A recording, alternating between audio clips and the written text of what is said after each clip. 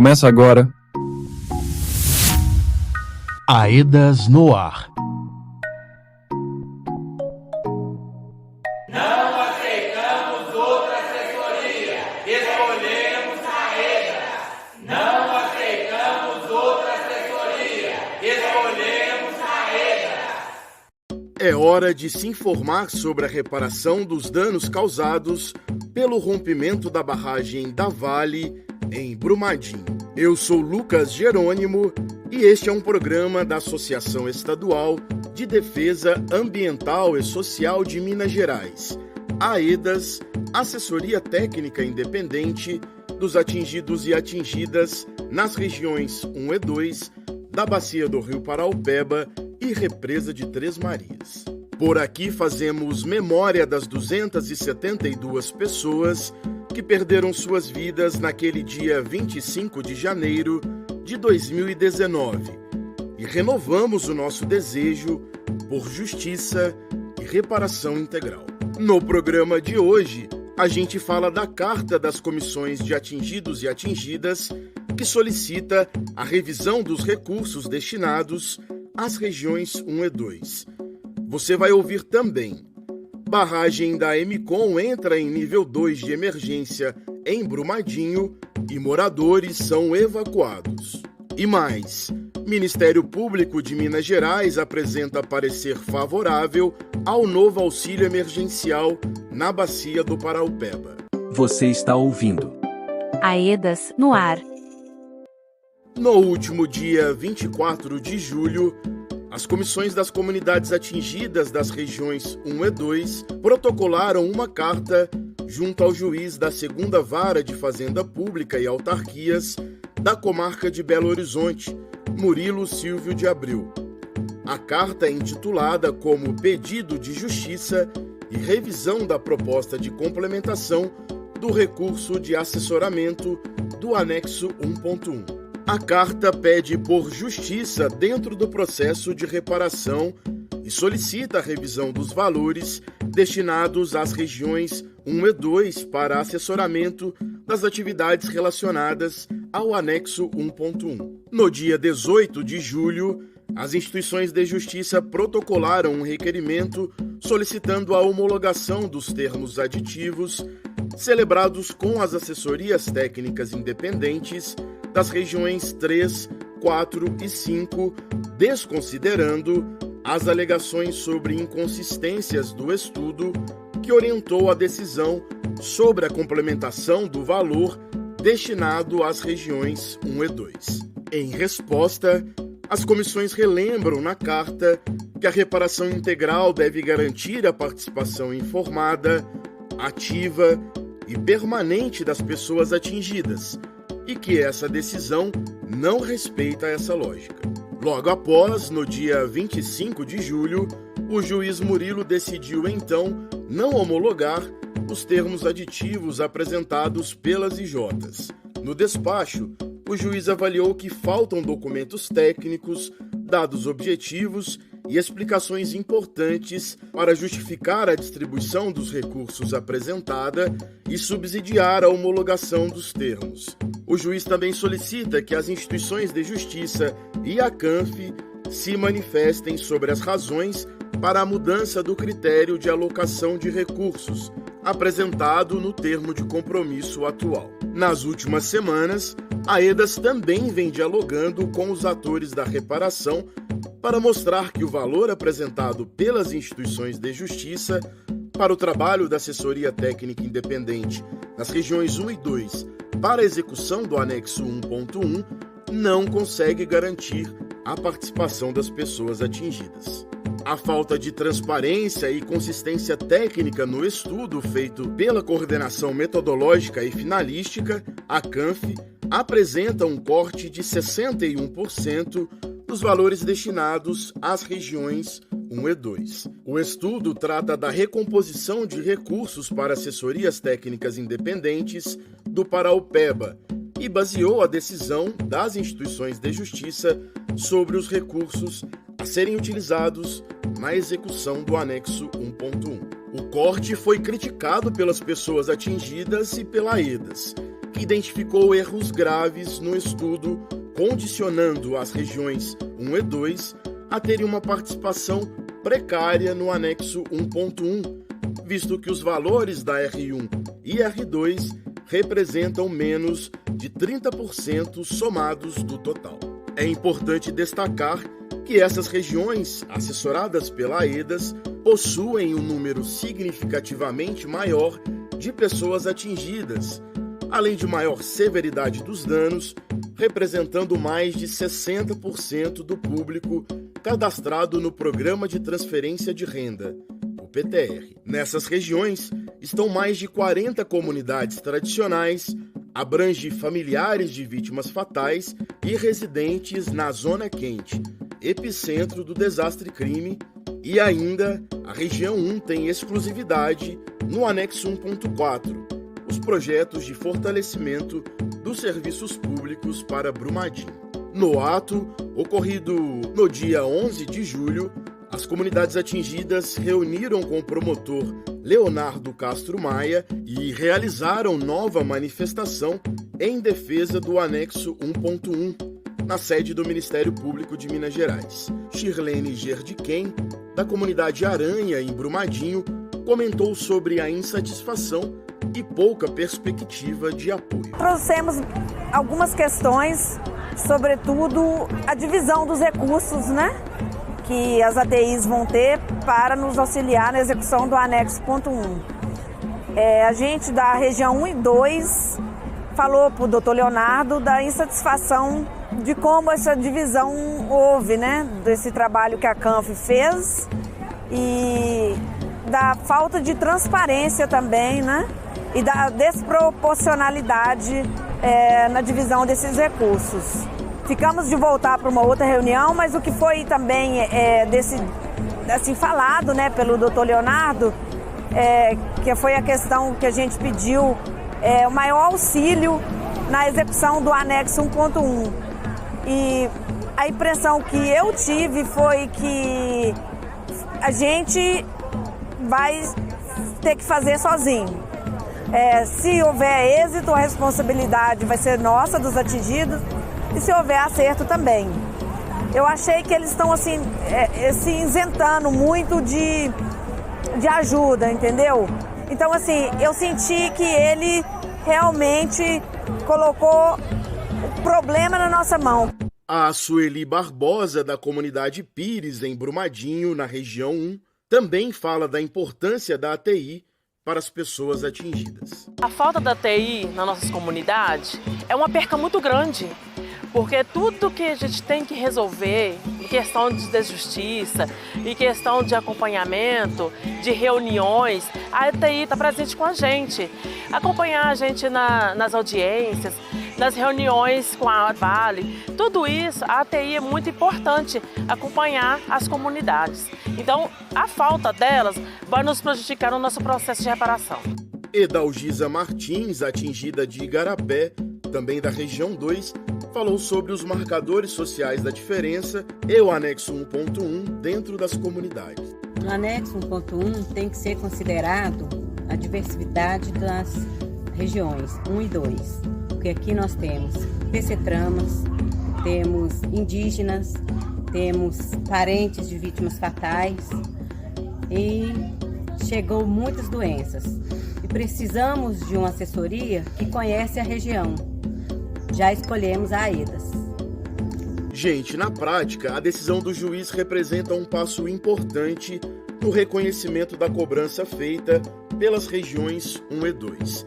A carta protocolada reforça que todas as regiões devem ser tratadas com equidade e que as decisões precisam ser transparentes e justificadas tecnicamente, e que o que está em jogo é o direito das pessoas atingidas a uma reparação justa e participativa. A Sônia Machado, da comunidade de Mansangano, em Brumadinho, aponta a gravidade que o corte representa na vida das pessoas atingidas. Esse acompanhamento não é um adendo ao processo reparatório, mas o que lhe dá vida e sentido, pois mantém ativa a escuta e o protagonismo daqueles que mais sofreram, as vítimas da tragédia crime. Ignorar ou cortar esse recurso equivale a desconsiderar a centralidade do sofrimento das vítimas, princípio que deve orientar todas as fases da reparação. O corte ou a restrição desses recursos não é um mero ajuste contábil, é uma ameaça direta à efetividade e acesso à reparação integral e à nossa dignidade. As pessoas que tiveram as vidas atravessadas por este crime. Laura Deolino, adolescente atingida de Igarapé, na região 2, também ressalta a importância da continuidade da assessoria técnica independente. Meu nome é Laura, futura conselheira do Anexo 1.1, e essa é a única parte de todo esse acordo que garante a nossa participação e a nosso entendimento sobre o assunto. E nós já escolhemos nossa assessoria, nós já escolhemos a AEDAS e não queremos trocar. Isso é muito importante para a gente, continuar com o que a gente já está há muito tempo. E é isso, a gente já escolheu a nossa assessoria, a AEDAS. Bom, e a AEDAS segue assessorando as comunidades atingidas das regiões 1 e 2, considerando o termo de compromisso vigente até janeiro de 2026, bem como a decisão judicial em relação ao plano de trabalho do processo. Além disso, reitera o compromisso firmado de assessorar a execução do anexo 1.1 com condições e estrutura adequadas. A AEDAS também informa que permanece aberta aos diálogos com toda a sociedade, instituições de justiça e demais órgãos responsáveis pelo acompanhamento da reparação. Vamos para um rápido intervalo e, na sequência, voltamos com mais informação para você. Fique sintonizado. Estamos apresentando AEDAS no ar. Voltamos a apresentar AEDAS no ar. Estamos de volta. Eu sou o Lucas Jerônimo e você está ouvindo o AEDAS no ar, informativo da Assessoria Técnica Independente dos atingidos e atingidas pelo rompimento da barragem da Vale em Brumadinho, nas regiões 1 e 2 da bacia do Rio Paraupeba e represa de Três Marias. No último dia 23 de julho, uma nova emergência mobilizou Brumadinho. A barragem B1 da empresa Emicom Mineração foi classificada pela Agência Nacional de Mineração, a ANM, com nível 2 de emergência, o que indica risco elevado de rompimento. A medida levou à evacuação de famílias na zona de autossalvamento, região que inclui residências, áreas de agricultura, parte da BR-381 e o Rio Veloso, que fica próximo ao reservatório do Rio Manso, que é um manancial essencial para o abastecimento de toda a região metropolitana de Belo Horizonte. A Júlia Roden, comunicadora da AEDAS, tem mais informações. É com você, Júlia. É isso mesmo, Lucas. A Justiça acatou o pedido do Ministério Público de Minas Gerais e determinou a adoção de medidas emergenciais para garantir a segurança de barragem da Emicom em Brumadinho.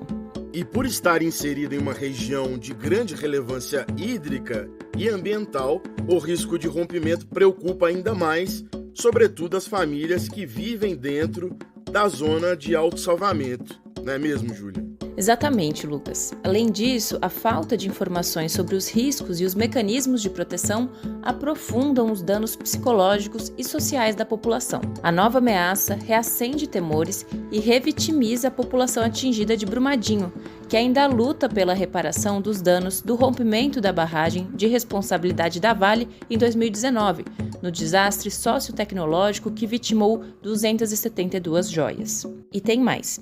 Segundo a ANM, os estados das barragens da Emicom Mineração e Terraplenagem, em Brumadinho, são de total abandono, não havendo sequer a presença de funcionários da empresa no local. Devido à falta de fiscalização e de estudos atualizados que comprovem a integridade das estruturas da barragem, a ANM decidiu alterar o nível de emergência como medida preventiva e de segurança das pessoas que estão no entorno da barragem. Isso significa que o alerta subiu de nível 1 para nível 2, em uma escala de 1 a 3, indicando maior risco de rompimento.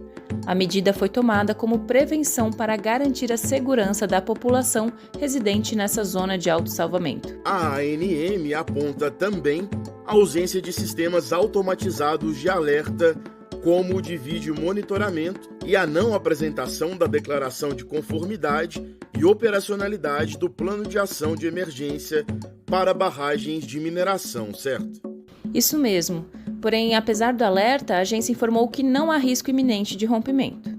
Em nota, o governo federal também afirmou que, abre aspas, os estudos conduzidos por auditores e projetistas indicam que os resultados obtidos não podem ser considerados conclusivos em virtude de insuficiências nas investigações geotécnicas. Fecha aspas. Entretanto, a negligência da empresa responsável pelas barragens em oferecer laudos técnicos atualizados justifica a preocupação dos órgãos públicos e as ações tomadas. As notícias veiculadas em diversos portais trouxeram à tona preocupações latentes da população de Brumadinho, visto que a elevação da categoria de risco das estruturas das barragens impacta diretamente na vida das pessoas no território e chama a atenção sobre a necessidade de compreensão dos possíveis riscos que esta situação representa para a população do município. Diante das notícias veiculadas, cabe destacar que maiores informações são necessárias para que a população seja amplamente informada sobre quais são os riscos associados a mudanças nos níveis de emergência, bem como as alterações nas categorias de risco. É verdade, Júlia. E depois dos rompimentos das barragens em Mariana e Brumadinho, os povos e comunidades que vivem nos territórios onde a mineração está presente seguem resistindo aos iminentes riscos que a exploração minerária representa.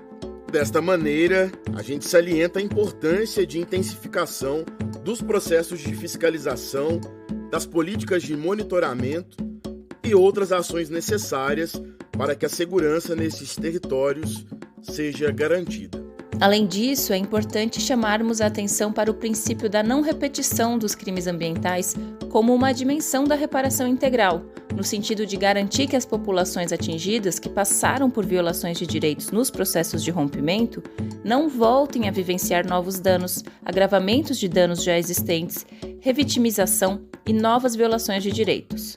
A transparência e a participação informada da população são fundamentais para garantir esses direitos. Muito obrigado, Júlia. Seguimos acompanhando de perto essa situação. Vamos agora de Giro de Notícias.